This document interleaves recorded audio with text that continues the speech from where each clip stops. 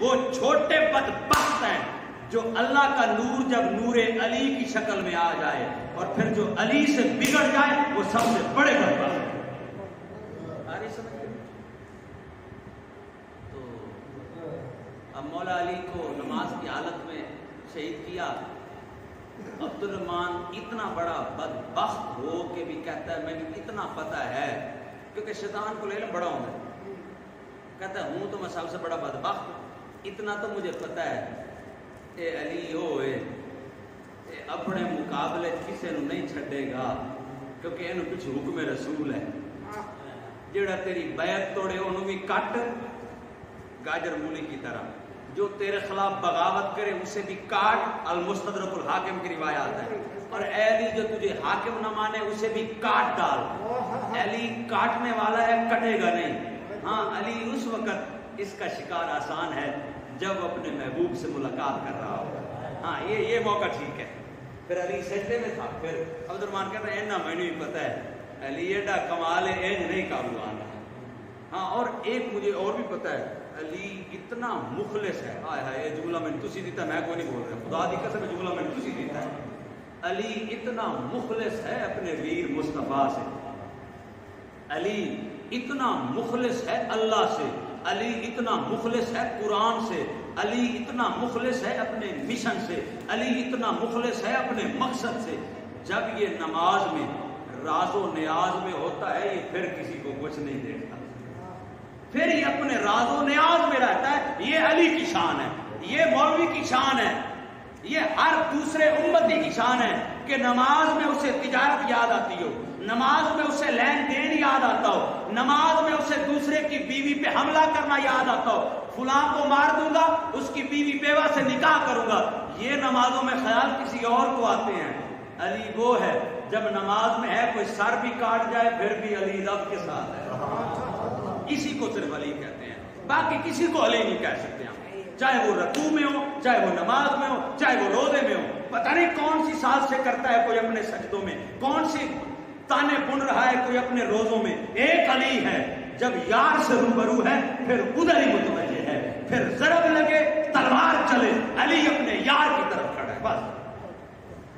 اب عباس ہو، عباس جس کی تلوار ایسے کاٹتی ہے کہ اسرائیل بھی شاید چشم تصور میں یہ کہے کہ عباس تو اتنی تیزی سے کاٹتا ہے مجھے جان نکالنے میں تنگی ہوتی رہتی ہے۔ نہیں آئی بات کی سمجھ، بچا گئے وڈے حال میں ہی وہ ایک جنگ میں اگر ایک وقت میں لاکھوں لوگ بھی مریں اور ان کی روح تو حضرت اسرائیل نے نکالنی ہے، تو چشم تصور میں اسرائیل جیسا فرشتہ بھی کہتا ہے عباس تو اتنی تیزی سے کاٹتا ہے مجھے مہلت ہی نہیں دیتا، پہلے اس کی روح نکالوں یا پہلے اس کے نکالوں۔ تو اتنا بڑا علی کا بہادر بیٹا اپنے باپ کے دشمن اور قاتل کو سامنے دیکھ کے تلوار چھپا کے کھڑا ہے کیونکہ علی کا حکم ہے نہیں۔ عباس پتہ نہیں کتنی دور سے سفر کر کے آیا ہے میرا قاتل، اور ساری رات کا جاگا، پچھلا دن سفر میں گزرا اب جاگا، نہ کسی کے یہاں کھانا کھا سکا نہ پانی پی سکا، اس کا چہرہ تو دیکھو کتنا پیاسا ہے، عباس پہلے شربت تو پلا دو۔ یہ کیا لگ رہا ہے، یہ بشری معاملات ہیں یا نور کے معاملے ہیں؟ اب ہم آگے چلتے ہیں۔ اب مولا حسن کیونکہ بڑے شہزادے تھے تو مولا حسن نے حاضر ہوئے اور اجازت لی کہ اب آپ کی بارگاہ میں شریعت کو کیسے پیش کروں۔ آپ میرے لفظوں پہ بھی غور رکھیں کہ یا علی آپ کے سامنے شریعت کو کیسے پیش کروں۔ عام امتی کی باری میں کیا بولتا کہ کوئی بھی فوت ہو جائے امتی تو شریعت کی تلوار کیسے چلائیں، نہانا کے میں غسل شسل کفن ہے لٹاؤ اتھے کے کفن تے پانی سٹوں، یہ امتیوں کے لیے الفاظ ہیں۔ لیکن مولا حسن نے کیا کہا، بابا جب آپ کے نور نے ملاقات کرنی ہے نور حق سے تو پھر آپ کی بارگاہ میں شریعت کو کیسے پیش کروں گا جو ہمارے نانا کی شریعت کا حکم ہے۔ فرمایا یہ تمہاری پریشانی نہیں ہے، فرمایا مجھے میرے حجرے میں لے جا کے تشریف فرما کر دینا اور خود باہر چلے جانا، کیونکہ یہ معاملے عام لوگوں والے نہیں ہیں، یہ امتیوں والے معاملے نہیں ہیں۔ حسن تم بھی باہر چلے جانا۔ مولانا عبد الرحمن جامی شواہد النبوت مولا علی کے چیپٹر میں یہ بات لائے ہیں۔ مولانا عبد الرحمن فرماتے ہیں کہ مولا نے فرمایا حسن تم بھی باہر چلے جانا، میرے حسین سے کہنا وہ بھی باہر، میری ملاقات کو کچھ لشکر آئیں گے، ذرا انہیں اپنی حاضری پیش کر لینے دینا۔ تو پھر مولا حسن فرماتے ہیں ہم دروازہ بند کر کے ہم باہر تشریف لائے، اور ہمارے بابا مولا علی اندر تھے، لیکن ہم کچھ کلام اندر سن رہے تھے، کچھ آوازیں بلند ہو رہی تھیں، اور ایک فرشتے کی آواز مولا حسن کہتے ہیں میں سن رہا تھا، وہ بلند آواز سے بول رہا تھا۔ فرمایا زمین کے لیے یہ کتنی ناخوش بات ہے، فرشتوں کا ادبی لہجہ دیکھیں، یہ کتنی ناخوش بات ہے اس اہل زمین کے لیے کہ پہلے زمین سے رب کا معبود چلا گیا، اور آج کے دن رب کے معبود کا وسیع چلا گیا، وسیع رسول اللہ، اخی رسول اللہ۔ آج رسول کے بھائی بھی چلے گئے، رسول کے وسیع بھی آخر اس دنیا سے روانگی اختیار کی۔ اور فرمایا ہم جب اندر گئے تو ہم نے دیکھا کہ ہمارے بابا کے جسم نور کو پانی بھی چھو چکا تھا، یعنی تغسیل کا عمل ہو گیا، پانی شرف لینے آیا مولا علی کے جسم سے، وہ بھی لے گیا، اور مولا علی پاک کو خوبصورت نوری لباس سفید بھی پہنا دیا گیا، لیکن خبردار مر جانا اس لباس کو کفن نہ کہنا، ٹھیک ہے نا، ورنہ ایمان کے پلے کھ نہیں رہ جائے گا۔ تو مولا حسن فرماتے ہیں پھر میں نے اپنے بابا سے حکم لیا تھا، بابا اچھا یہ کام تو میں کروں گا، لیکن اس کے بعد وہ جو ایک نانا کی شریعت کا حکم ہے، وہ ایک مزار ہوتا ہے، وہ ایک تربت ہوتی ہے، وہ امتیوں کے لیے ایک قبر ہوتی ہے، میں نے وہ معاملہ کیسے کرنا ہے؟ تو علی کو اپنے جیسا کہنے والوں ذرا ترتیب پوری سنتے جانا۔ تو فرمایا پھر مجھے میرے بابا نے حکم دیا ہے حسن ایک اونٹنی آئے گی، ایک اونٹنی، اس پر میرے جسم نور کو سوار کر دینا۔ اب اختلاف کی باری آئے گی، امام جلال الدین سیوطی سنیوں کا امام کچھ اور کہے گا، شیعہ مورخ کچھ اور کہیں گے، سب اپنی اپنی بولی بولیں گے۔ مجھے ذرا نا جن کے دل عشق علی میں ٹھہر گئے ہیں اور جن کے دل روشن ہو گئے، مجھے ان کی باتیں زیادہ اچھی لگتی ہیں۔ میں نے کہا میں عبدالرحمان جامی کی بات مان لیتا ہوں، بندہ گل ٹھیک کرتا پیا، تینہ دی سنی سی گل ہو کتنی جڑی حدیث سے چاہیے، جو المستدرک میں پائی گئی ہے، جو مسند امام احمد ابن حنبل میں پائی گئی ہے، جامی وہ بات کر رہا ہے۔ فرمایا پھر مجھے حکم دیا کہ اس ناکا پر اونٹنی پر میرا جسم سوار کرنا، ایک مخصوص مدت طے کرنے کے بعد ایک مقام آئے گا، مقام غریبین، اس کو مختلف تلفظ سے، سادہ عربی تلفظ، گرامر کے عربی تلفظ میں کوئی غریبین، کوئی غربین، ہر کوئی اپنے تلفظ میں اسے بولتا ہے، لیکن ہم اردو سپیکنگ والے اسے مقام غریبین سمجھتے ہیں۔ تو آپ مولا نے اشارہ دیا کچھ مسافت کے بعد ایک مقام آئے گا، مقام غریبین، وہاں پر تم ایک غار نما ایک جگہ نظر آئے گی، وہاں اونٹنی جا کے رکے گی، اور حسن غور سے دیکھنا اونٹنی جہاں پر پڑاؤ کرے گی، جب تم اس جگہ کے قریب جاؤ گے تو تمہیں ایک پتھر نظر آئے گا، اور وہ پتھر ایسا چمکدار ہوگا کہ اس سے ایک نور نکل رہا ہوگا، جو نور زمین سے لے کر آسمان تک جا رہا ہوگا۔ یہ اونٹنی نے جہاں رکنا ہے اس پلیس، اس مقام کی جگہ کی نشاندہی مولا علی پہلے خود فرما رہے ہیں، کیونکہ تقدیر جن کے ہاتھوں میں ہوتی ہے نا، وہ ایسے معاملے خود یوں بتایا کرتے ہیں۔ یوں سٹاپ کرے گی اونٹنی، وہاں ایک پتھر ہوگا، پتھر روشن ہوگا، پتھر سے نور نکلے گا، روشنی اتنی واضح چمکدار ہوگی، اتنی وہ بلند ہوگی کہ تم نظارے کرو گے زمین سے آسمان تک ایک نور ہی نور کا سلسلہ ہوگا۔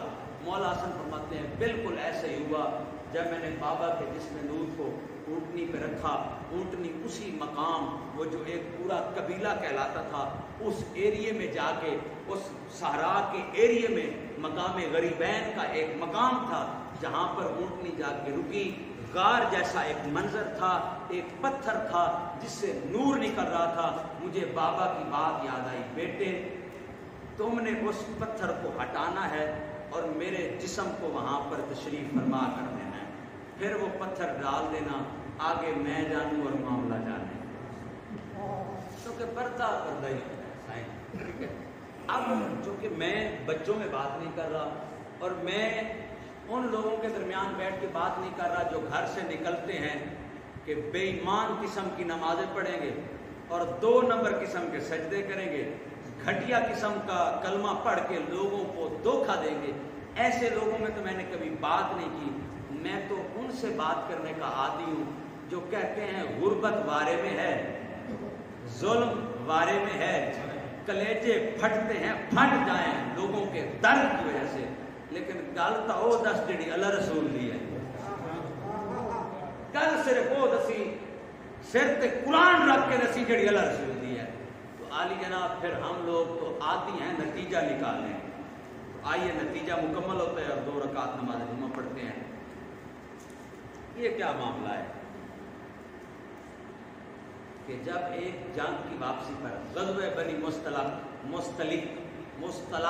मुस्तलक एक तो साढ़े मौलवियों को आदत पै गई है ज़ेरा ज़बरा चेंज करो ताकि मेरी गल ज़्यादा चंगी है, मैं सारे की गल ताकत। कोई कहता है ये ग़ज़वे बनी मुस्तलक है, कोई कहता मुस्तलक, कोई कहता मुस्तलिक। और परे मर लफ्ज़ को छोड़ हजूर दी गल सुन।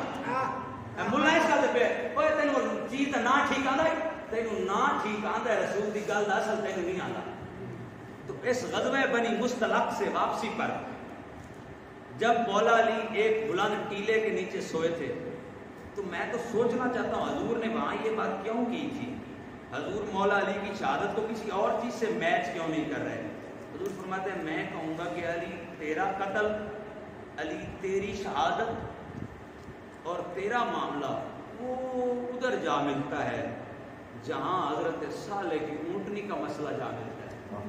नहीं तुसी को नहीं बैठे, हाँ तुसी क्या और जुमे जवा गए हो, तुसा क्या और मसीह वाले पासे गए हो, तो कि नहीं मौलवी तो प्यारे नहीं चंगे लगते पे, नहीं तो मौला अली प्यारे लगते, तुसा इत्थे ही हो। तो सोचें हजूर क्या कह रहे हैं, किसी और की गल सोचिए या अपने सजना की गल सोचिए। हजूर फरमा रहे हैं अली तेरा मामला ना कहीं और मैच होता है, आम बंदों से तो तेरा मामला ही नहीं मिलता, ये आम इंसानों से तेरा क्या मामला मिले। तेरा मामला मिलेगा तो किसी और अल्लाह की निशानी से मिलेगा, तेरा मामला अली मिलेगा तो अल्लाह के किसी मौजज़े से मिलेगा। फरमाया दुनिया में एक चीज़ बड़े अजीब तरीके से आई है और वो है हज़रत साले की ऊँटनी। वो बड़े अजीब तरीके से आई है, पत्थर से निकली थी। लोग माँ के पेट से निकलते हैं, जानवर अपने अपने मादाओं के पेट से निकलते हैं, साले की ऊँटनी पत्थरों से निकलती है। इधर उम्मतियां की गल करूँ, बंदियां की गल करूँ, बंदे हमेशा अपने माँ के पेट ही निकलते हैं। अप्पा भावें ना ही होवे फिर भी ईसा आंदा अपनी माँ के पेट ही में। गल नहीं समझ आई, गल नहीं समझ आई यार।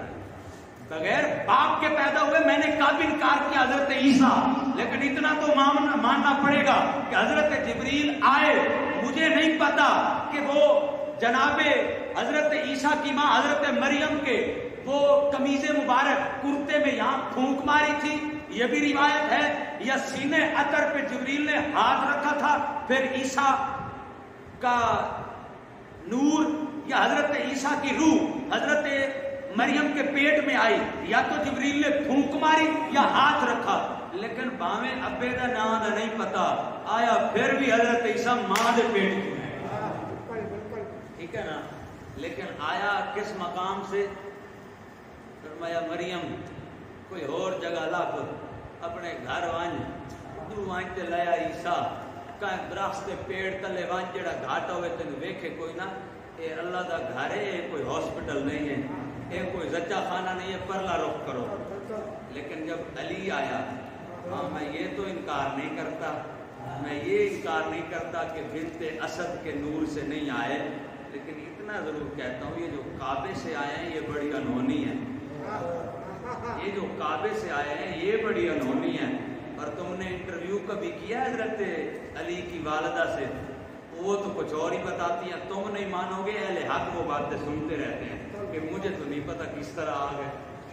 जैसे अम्मा आमिना फरमाती हैं खाराजा मिन्नी नूरुन, कि मुझे नहीं पता मोहम्मद मुस्तफ़ा कैसे आए, मुझे तो ऐसे लगा कोई नूर था बस ज़ाहिर हो गया।